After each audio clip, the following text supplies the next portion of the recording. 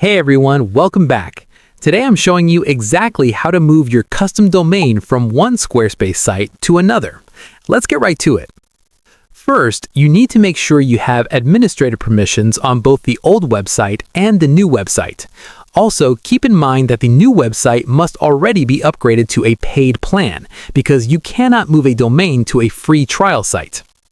Once that's set, log into your Squarespace account and open your main domain's dashboard. Click directly on the specific domain name that you want to transfer. Scroll down that settings page until you see the option that says Move Domain and click on it.